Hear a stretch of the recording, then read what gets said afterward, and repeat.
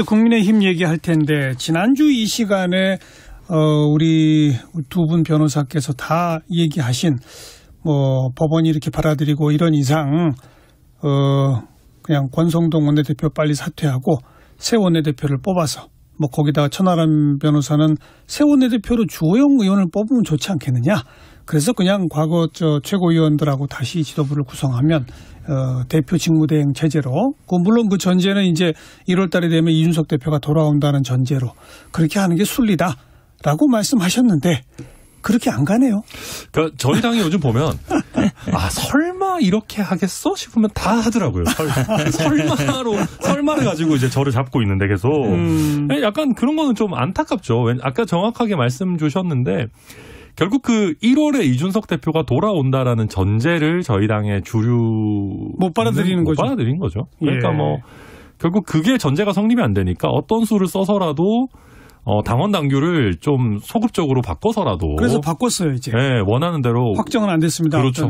우리는 이준석 대표 체제는 끝내는 걸 전제로 앞으로 나아가겠다. 이런 게 지금 저희 당 의원들의 생각인 걸로 보입니다. 게다가 이준석 대표는 더 징계 받아야 한다를 촉구까지 하고 있습니다. 지난주 일요일 의원총회에서 결론은 그렇게 냈더라고요. 근데 그거는 사실 이준석 대표 도와주는 거예요.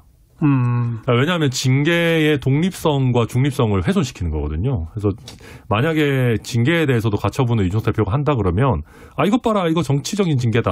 뭐 물론 정당의 징계가 다 정치적이긴 합니다만 그렇게 할 수 있는 어떤 주장의 타당성을 높여주고 있다. 뭐 그렇게 봅니다. 당원 당규 이런 식으로 바꾸는 거는 가처분 신청해서 어떻게 될까요? 현근택 변호사 또. 예, 되게 어려운 질문입니다. 그전에는 뭐 비상 상황, 그전에도 사실은 비상 상황이냐 아니냐 쟁점이 아니라 절차적으로 맞냐 틀리냐였는데 결국은 아마 이 당원 당규 개정을 지금 이제 비상 상황이 내용이 없다 보니까 이제 선출직 최고위원 5명 중에 4명이 사퇴하면 비상 상황이다 이렇게 규정해 놓은 거잖아요. 그러니까 이 비상 상황이라는 걸 규정했기 때문에 어쨌든 근데 문제는 이제 현재 상황에다가 법을 맞춘 거잖아요. 맞춘 거기 때문에 이걸 과연 이준석 대표한테 적용할 수 있느냐 이런 문제는 생겨요. 근데 또 판사 입장에서는 당원 당규를 무효화시킬 수 있나? 정당에서 절차를 거쳐서 한 건데 이제 이런 문제도 있는데 가장 큰 문제는 기본적으로 전당대회 그러니까 당원과 국민들이 뽑은 당대표를 민주 정당성 있는 당대표를 지금 그 밑에 있는 전국위 단위에서 그전에는 비상상황이라 선언했지만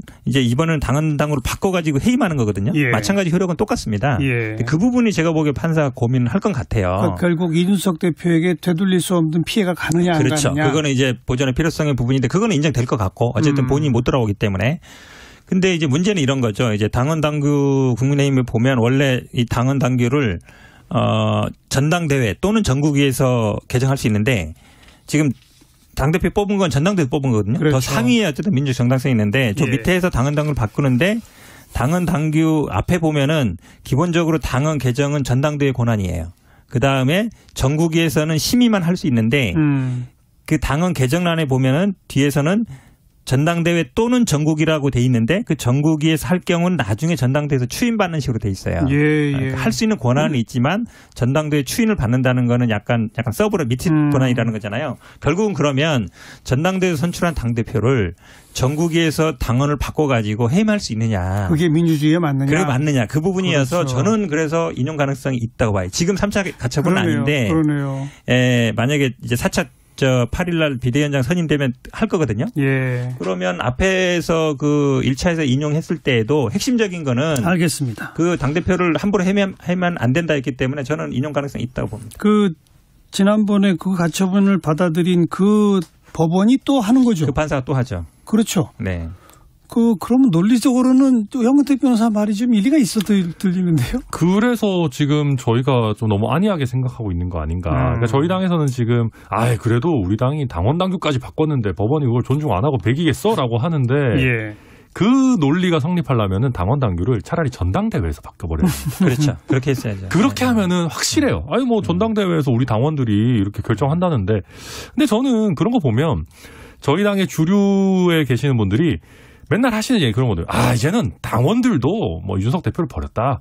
윤석열 대통령을 직접 공격한 순간부터 이제는 뭐 당원들이랑도 루비콘 강을 건넜어. 예. 라고 얘기하시는데 정말 그렇게 생각하신다면은 차라리 전당대회를 한번 깔끔하게 열어가지고 전당원 투표에 붙여버려야 되는 건데 왜 자신이 없으신지 잘 모르겠어요. 네. 그러니까 판사도 아마 이 당헌 당규 자체를 무효화하거나 쉽지는 않은데 이거를 이준석 대표한테 적용해서 그렇죠. 그대로 적용 그러니까요. 해임하기는 쉽지 않아요. 그래서 아마 타협책으로 본다 그러면 이제 당헌 당규는 유효하지만 이준석 대표한테 이거 적용하는 건 안 된다. 이렇게 한마디로 얘기하면 이제 소극적으로 그렇죠. 적용하는 거니까. 다음 당대표부터 적용하든지. 그렇죠. 그렇게 갈 그래라. 가능성이 좀 있다고 보여요. 그렇게 되면 아무튼 이번에 비대위 출범하는 거는 또 무효가 되는 겁니까? 그렇죠. 그럼 어떻게 되는 겁니까? 비대위 시즌 3는 설마 안 하겠죠. 하지만 아니, 그럼 제가 이제 우리 천 변호사 말씀처럼 이게 안 되겠네. 전당대회 열어가지고 이제 당헌 바꿔야 되겠네. 뭐 이렇게 나오려나? 그럴 수 있고요. 그게 아니 이제 현실적인 아마 플랜 B 같은 거는 이준석 대표 제명하는 거겠죠. 아, 그렇죠. 윤리위에서? 네, 네. 제명을 하거나 아니면 제명이 또 부담스럽다라고 하면 그 남아있는 임기 이상으로 당원권 정지를 시켜버리면 예. 자동으로 거리 상황이 되니까 예. 뭐 그런 식으로 하려고 하지 않나 싶습니다. 계속 키워주는 거 아닌가 몰라요. 또. 아니, 기소하면 또 뭐 당연 정지니까 그것도 또. 근데 지금 이제 기소가 쉽지 않다는 얘기가 언론에 자꾸 나오고 있어가지고 그렇다고 한다면 남은 거는 윤리위 정도. 근데 이게 아닐까 싶어요. 우연히 모르지만 경찰이 소환하고 윤리위도 추가 징계하고 우연치고는 너무 좀 이렇게 박자가 맞아떨어지는 것 같지 않아요? 우연 아니죠. 아, 그러니까. 아니, 누가 봐도 국민의힘 우연 의원총회에서 공식 결의를 했는데요. 윤리위로 하여금 그렇죠. 더 네. 징계해달라. 그거 말고 그 타임에 하필이면 경찰이 부르는 게 경찰 소환. 제가 보기에는 왜냐하면 윤리위도 약간 그 독립돼 있는 기관이지만 예, 예. 수사기관은 더 독립돼 있잖아요. 예. 근데 이게 한 번에 세트로 같이 움직여요. 이거 참 나는 아니 근데 이해하기 어려운 그거에 대해서 저희가 너무 또 음모론적으로 생각할 필요 없는 게 그 이준석 대표 관련한 사건도 9월이 공소시효가 만료예요. 그러니까 이제는 소환을 할 수밖에 알겠습니다. 없는 타이밍입니다.